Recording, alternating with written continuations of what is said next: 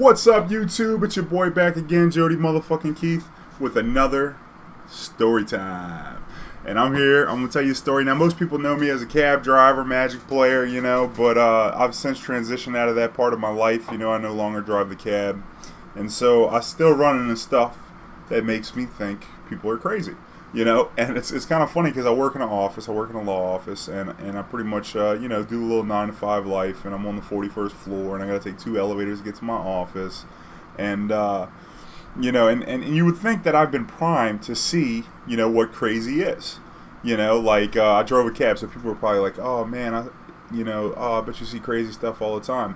But different people have different, levels of crazy. Like they view things differently. What might be crazy to some might not be crazy to others. So people would jump in a cab and they'd be like, oh man, what's the craziest thing that ever happened in your cab? Did anybody ever have sex in the cab? And then I'm like, and that's always like the question that follows, what's the craziest thing? So to them, to me, the way that they say that, it makes me seem like to them, you know, sex is pretty crazy, you know. But so I always tell them, look, to be honest with you, you know, sex is kind of normal to me. It's not really all that crazy.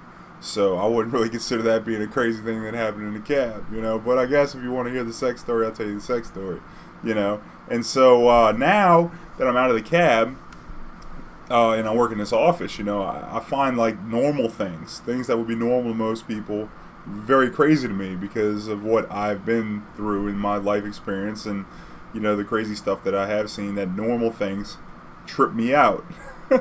And so like one that really blows my mind is like every time I get in the elevator, you know, you get like a couple people climbing the elevator, you know, and I learned this in psychology class, like people have to look forward or they feel anxious, you know, and I'm all standing sideways in the elevator just looking at people, you know. And like, you know, it's really weird because you say you get like 5 people on the elevator and they all hit the button and they're all going, and there'll be that one person that stands by the buttons, and every time somebody will be getting off the elevator, they'll hit the closed door button. They'll just jam it, boom, boom, boom, boom, boom, and then the door will close. And then they'll do it on every floor on the way up. And it's like, are you really in that much of a hurry that you think that pressing this elevator button is going to save enough time for whatever the hell you think you're too busy to be doing, you know? And it's like, every time it blows my mind. It's like, man, like you're really in that much of a hurry that you got to press this button on every floor.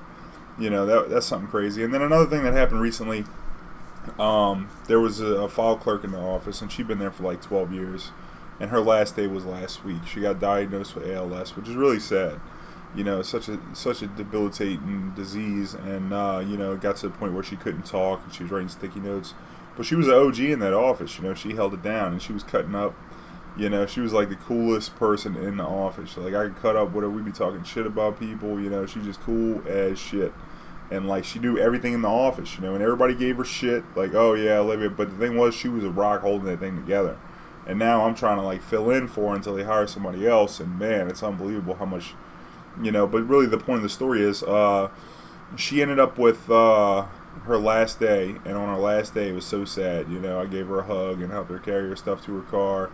And I just, things like that just kind of make you look and be like, man, is this what life's all about? You know, like, here she is, you know, she got a son, you know, that don't really care that much about her, you know. I'm always running the Western Union for her to send her son money, and it's like, you know, and then she got a husband who's also like, you know, got some kind of health problem, you know, and obviously when you get old, that's the type of thing that happens. But you know, it's just really sad that like she just kept working, and then now she's not working anymore, and you could tell that she wants to be working because like the rest of her life, you know, might not be that fulfilling. You know, I mean, I don't know all the details of it, but from what I saw, you know, the job was like really important to her, you know. And so then it was really sad on her last day because it was like, man, you know, and so it really brought me to realize that I don't want to be in that office all that long.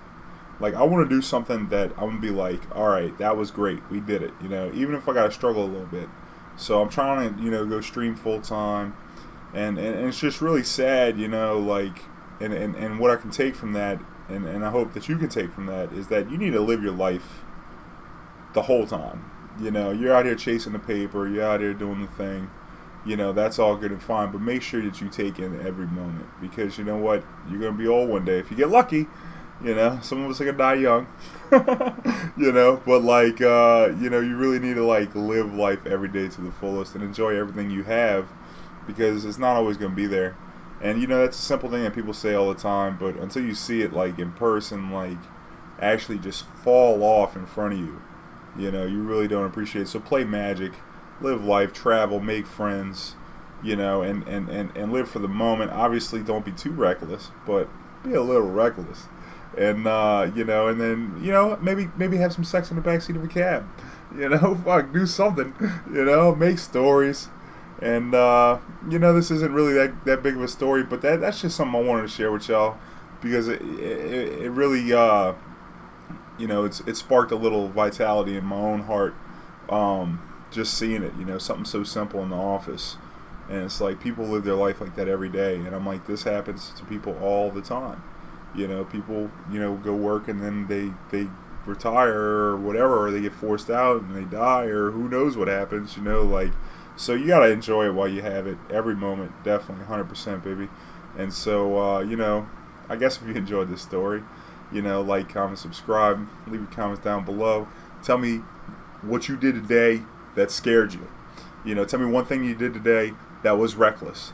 You know, tell me one thing you did today that made you feel like you were alive, you know, and that's all I really want y'all to try and do out here, you know, is live. So y'all enjoy it, because it's you know, don't take it for granted, and because you're gonna wake up and you'll be old, or you're not gonna wake up, and either way, you know, no regrets, baby. So you know, one love, good vibes. Check out the other stories, and I'll catch y'all back on the next one.